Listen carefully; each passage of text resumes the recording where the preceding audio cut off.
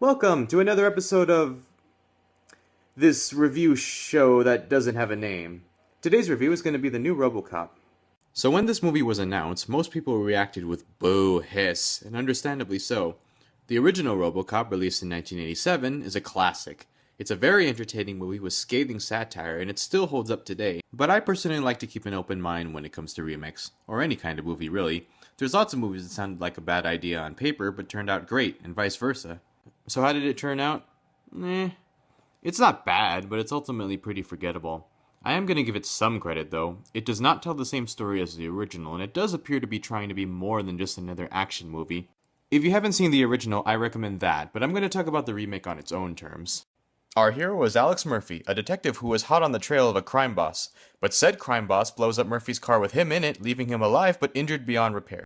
Meanwhile, a company called Omnicorp that develops military robots is under pressure to make something that the public can connect with. They come up with the idea of a combination human and machine and decide Alex would be perfect for it.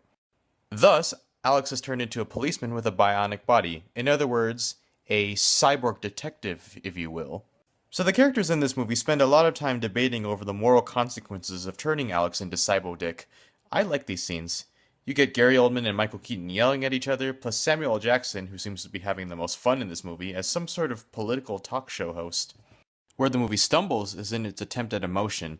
Emphasizing the way this ordeal affects Alex and his family is a good idea, but the movie fails to get the emotional response it goes for. The problem is that we don't get to know Alex before his accident, so we have no investment in him, and thus no reason to care about his plight.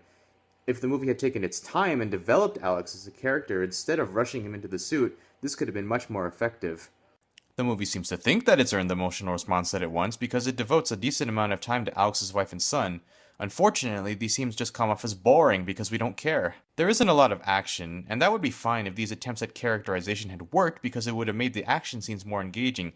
But it didn't, and while the action is competently staged, it's also not exciting enough to be fun on its own. I could see what the movie was going for, but it didn't achieve it. The problem lies with trying to go in a different direction from the original, but at the same time, trying to retain what made the original good. That means it tries to be a fun action movie, a futuristic sci-fi, a social commentary, and a family drama all at once.